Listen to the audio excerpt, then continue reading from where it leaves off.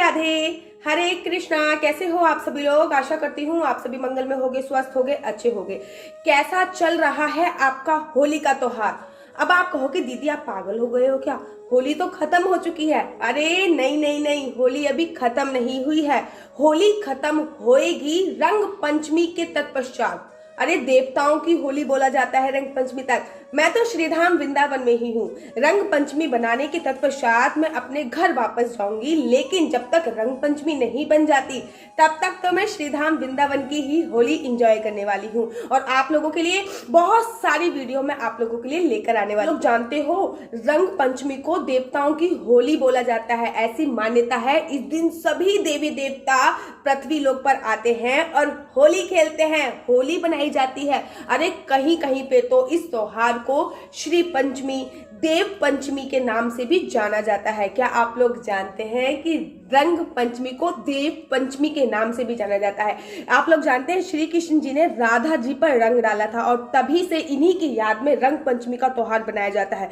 और बरसाने में राधा रानी के मंदिर में तो इतना विशाल आयोजन होता है, इतना विशाल आयोजन होता है कि देखकर मन मोह हो जाता है। उस दिन श्री कृष्ण जी राधा रानी पर रंग डाल रहे होते हैं, तो बरसाने में इस परंपरा को आज भी निभाया जाता है और बहुत ज्यादा विशाल आयोजन होता है। देखिए रंग पंचमी अर्थात रंग माने तो रंग ही होता है, जैसे हमारे सप्त रंग है वो, और पंचमी अर्थात होली का 5वां दिन को ही रंग पंचमी के नाम से संबोधित किया जाता है। कहते हैं कि रंग पंचमी वाले दिन अगर आपने देवताओं के साथ होली नहीं खेली है तो आपका होली का त्योहार अधूरा होता है। इस दिन आपको क्या करना है क्या नहीं करना डिटेल में मैं हूं ना बताने के लिए। तो रंग पंचमी वाले दिन आपको सुबह सुबह प्रातःकाल वेला में उठ जाना है और उसके तत्पश्चात आपको गंगा जल के पानी से स्नान करना है। मतलब पानी में आप गंगा जल डाल सकते हैं, यमुना जल डाल सकते हैं, सप्त नदियों में से किसी का भी जल डाल सकते हैं और साथ ही के साथ थोड़ा सा एक चुटकी गुलाल अवश्य और अवश्य डालें। उसके बाद आपको करना है स्नान। अपने पूरे घर में गंगा जल का आपको छिड़काव करना है।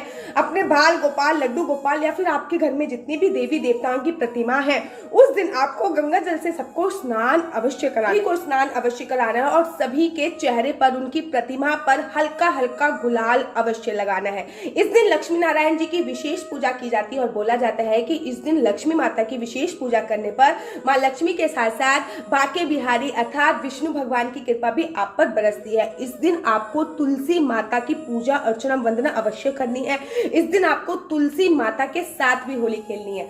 आपने सुबह स्नान कर लिया गंगा जल से, पूरे घर में गंगा जल का छिड़काव कर लिया, घर के मुख्य द्वार पर भी इस दिन आपको गंगा जल का छिड़काव अवश्य और अवश्य करना है। अपनी सेवी देवी देवताओं पर भी आपने गंगा जल का छिड़काव कर लिया। उसके बाद आपको गुलाब के फूलों की माला लेनी है और वो सभी देवी देवताओं पर समर्पित कर देनी है। और समर्पित करने के तत्पश्चात अगर सभी देवी देवताओं पे आप समर्पित नहीं कर सकते हैं तो माता लक्ष्मी और विष्णु भगवान पे तो इस दिन गुलाब के फूलों की माला जरूर और जरूर समर्पित कीजिए। और उसके बाद आपको एक अखंड ज्योत जलानी है। लाल रंग के धागे की ज्योत होनी चाहिए। विशेष ध्यान रखिए कि लक्ष्मी माता की कृपा के लिए, विष्णु भगवान की कृपा के लिए हमेशा लाल रंग की ज्योत जलानी चाहिए। और उस ज्योत को आप चाहे तो तिल के तेल में जला सकते हैं, चाहे तो गाय के घी में भी जला सकते हैं। उसमें भी आपको लाल रंग का थोड़ा सा गुलाल अवश्य और अवश्य डालना है। क्यों? क्योंकि उस दिन देवता अपने स्वर्ग से उतर के, वैकुंठ से उतर के, कैलाश से उतर के पृथ्वी लोक पर आएंगे। आपको उनका स्वागत करना है कि नहीं करना? तो जिस घर में अखंड ज्योत जलती है उस घर में देवताओं का साक्षात वास होता है। अखंड ज्योत पूरे घर की वातावरण को सकारात्मक ऊर्जा में बदल देती है और सभी देवी देवता हमारे घर में प्रसन्नता पूर्वक आते हैं। उसके बाद आपको सूर्य भगवान को पूजा अर्चना वंदना करने के तत्पश्चात आपको भगवान के साथ होली खेलनी है। सूर्य भगवान को आपको इस दिन अर्घ अवश्य देना है। सूर्य भगवान को जब आप अर्घ दें तब उसमें भी आपको गुलाल की कुछ एक बूंद, चाहे आप गुलाल की एक चुटकी अवश्य सूर्य भगवान को जल में जरूर डालिए और उसके बाद उनको अर्घ दीजिए। इससे आप सूर्य भगवान के साथ भी होली खेल पाएंगे। अब आती है बात भोग की। इस दिन भगवान को आपको इमरती का भोग अवश्य लगाना है। आप इमरती का भोग लगा सकते हैं, गुजिये का भोग लगा सकते हैं। इस दिन आपको लड्डू गोपाल को इमरती का और गुजियों का भोग अवश्य लगाना है। और साथ ही के साथ इस दिन पड़ रहा है मंगलवार अर्थात 22 मार्च की है रंग पंचमी।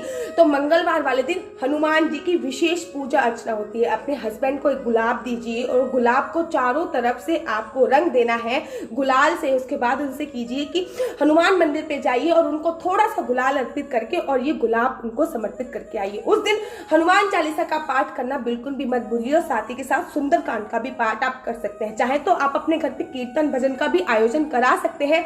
अगर आप अपने घर पे कीर्तन भजन का आयोजन नहीं करा सकते तो आप कम से कम स्वतः भी हनुमान चालीसा का पाठ कीजिए और अपने हस्बैंड से भी कहिए कि वो हनुमान चालीसा का पाठ अवश्य करें। उसके तत्पश्चात आपको मंदिर जाना है और मंदिर में सभी देवी देवताओं के साथ आपको होली अवश्य और अवश्य खेलनी है। पूरे दिन आपको भगवान के नाम का सुमिरन करना है और शाम होते ही अपने घर के मुख्य द्वार पर गुलाल से, चाहे वो लाल हो सकता है या फिर 7 रंग के आप गुलाल ले लीजिए और उससे अपने घर के बाहर रंगोली बनाइए, घर के बाहर सतिया बनाइए, स्वास्तिक बनाइए और तत्पश्चात वहां पे 2 जोत अवश्य जलाइए। राइट में भी लेफ्ट में, मतलब अपने घर के मुख्य द्वार पे 2 जोत अवश्य जलानी है। तुलसी माता पर 1 जोत अवश्य जलानी है। तुलसी माता को रंग और अवश्य लगाना है। आप लोगों को पता है, एक सीक्रेट बता दूं, रंग पंचमी वाले दिन, ये होली नहीं, रंग पंचमी वाले दिन भगवान श्री कृष्ण जी ने राधा जी पर गुलाल डाला था, उनके साथ होली खेली थी।